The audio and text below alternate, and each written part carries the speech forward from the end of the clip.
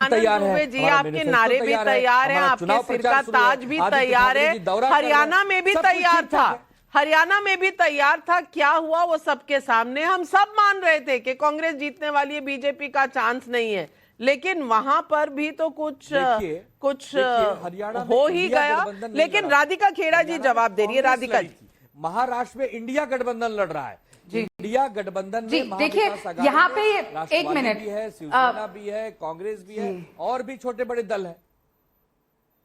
Very good जी राधिका। अच्छा ठीक है आनंद भाई आप कह रहे थे आप लोगों में कोई तकलीफ नहीं है, बहुत भाईचारा है, बहुत प्यार है, तो ऐसा क्यों हुआ कि संजय राउत जी ने कहा कि कांग्रेस पार्टी के नेता डिसीजन लेने के लायक नहीं है, वो डिसीजन नहीं ले सकते। उसके बदले में नाना पटोले साहब ने ये कह के कहा कि उद्धव ठाकरे जी को संजय राउत जी कंट्रोल करते हैं। 5 दिन पहले की बात है, 50 दिन पहले की बात नहीं है, ऑन रिकॉर्ड है, बाइट हर जगह। मैं आपके बीच में नहीं बोली आनंद भाई, देखिए आप और हम पहले से एक दूसरे को जानते हैं, कांग्रेस के जमाने से एक डिसेंसी मेंटेन करते हैं। सवाल पूछ रही मैं बोल रहा हूं। अच्छा वो पूरी बात कह ले फिर आप काउंटर करिएगा। दूसरी बात आप कह रहे हैं, पूरी बात कर ले फिर आप काउंटर करिएगा, मैं समय दूंगी। आप कह रहे हैं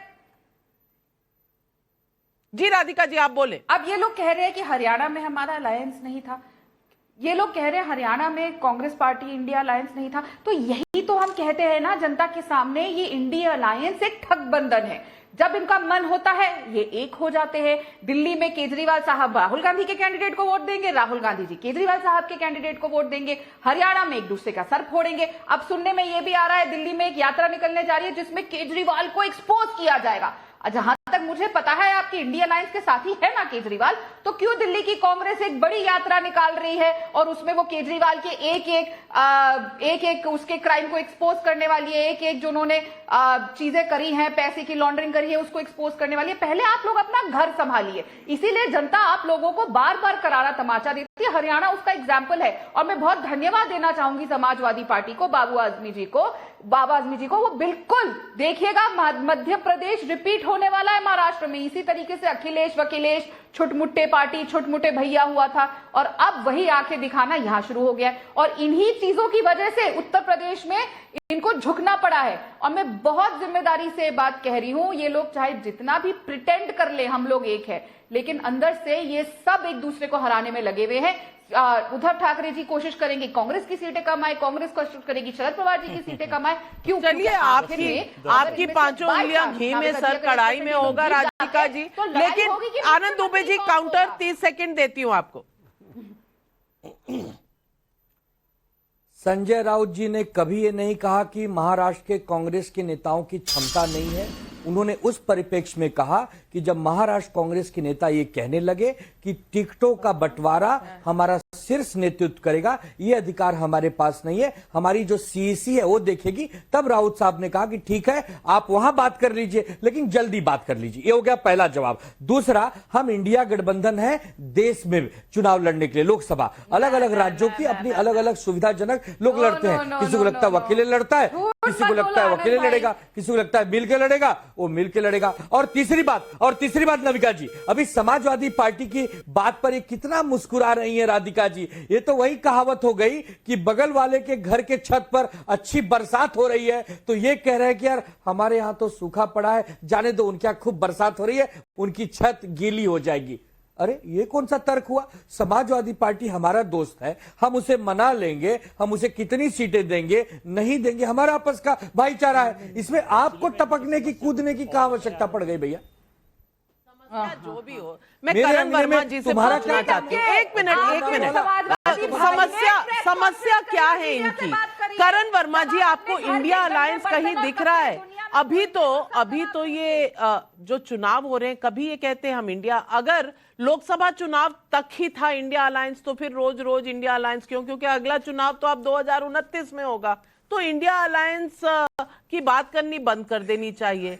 कम से कम उत्तर प्रदेश में जो 9 बाई इलेक्शंस की सीटें हैं वहां ये तो कहा जा रहा था कि हम साथ लड़ेंगे, क्योंकि यहां तक भी कहा गया था कि साथ लड़ेंगे, फिर कहा था आप हमारे सिंबल पे लड़ लो, फिर कहा था जाओ अपना रास्ता नापो, फिर उन्होंने कहा हमने तो त्याग कर दिया, और उधर अबू आजमी जी जो कह रहे हैं वो आपको मैंने सुनाई दिया है। तो करण वर्मा जी, ये जननायक कौन है पीडीए नायक कौन है और समाजवादी पार्टी का जो आज का ट्वीट आया है कि सिर्फ अखिलेश, ये क्या दिखाता है? B part of the Bhajpa.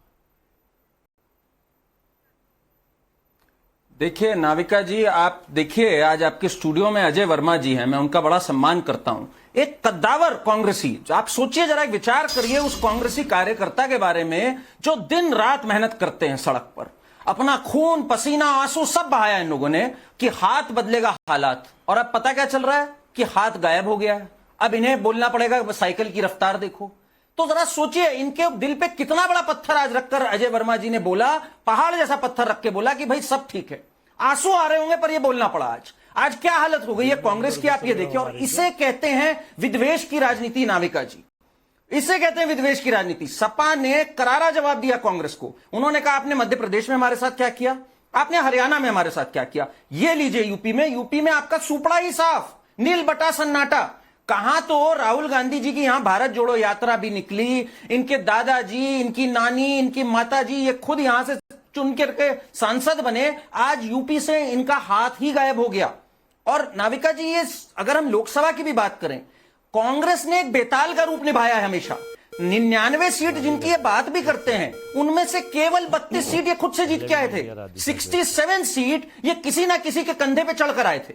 और अब ये सारी छोटी पार्टियां समझ गई है कि भाई कांग्रेस जो है, प्रधानमंत्री मोदी सही कह रहे थे, ये एक पैरासाइट का काम कर रही है राजनीतिक रूप से अगर देखा जाए तो। अब सब खड़े हो गए हैं, उधर संजय राउत खड़े हो गए, उधर अबू आजमी खड़े हो गए। और अजीज साहब को तो मैं नतमस्तक होकर सलाम करता हूं।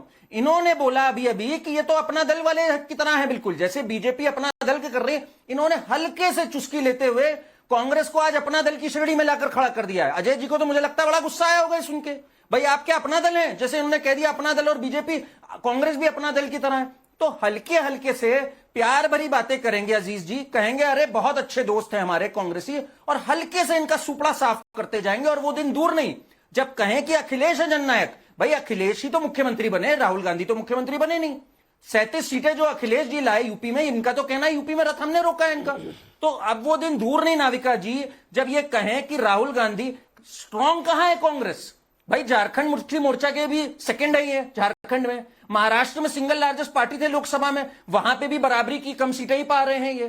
तो ये कांग्रेस कहां पे स्ट्रांग है, ये एक पूछने वाली बात है। यूपी में नहीं स्ट्रांग है, बिल्कुल। और यही सवाल मैं विवेक श्रीवास्तव जी से भी पूछूंगी। विवेक श्रीवास्तव जी, अब प्रियंका गांधी वाड्रा जैसी नेता लड़ रही हैं अगर वायनाड से, तो कम से कम वहां उनके खिलाफ ना किसी को खड़ा किया जाता। अलायंस है ना, अलायंस है ना, संविधान बचाने की अलायंस, देश बचाने नहीं, की वो तो alliance। देखिए केरल एक एक्सेप्शनल केस है। केरल भी एक्सेप्शन है कांग्रेस के केरल लिए। में तो लड़ने के यूपी बाद भी हमने 2004 में वाजपेयी को, जम्मू कश्मीर भी एक्सेप्शन हो गया, महाराष्ट्र में कम पर उनको लाया जा रहा है। कितने एक्सेप्शन गिनवाएंगे भैया? नहीं, कांग्रेस एक बड़ी नेशनल पार्टी है। कांग्रेस का हमारा ये मानना है, इस देश में पिछले 70 सालों में इस देश के सेकुलर फैब्रिक को और सोशल फैब्रिक को संभालने में और देश को आगे बढ़ाने में कांग्रेस की एक महत्वपूर्ण भूमिका रही है। और जहां तक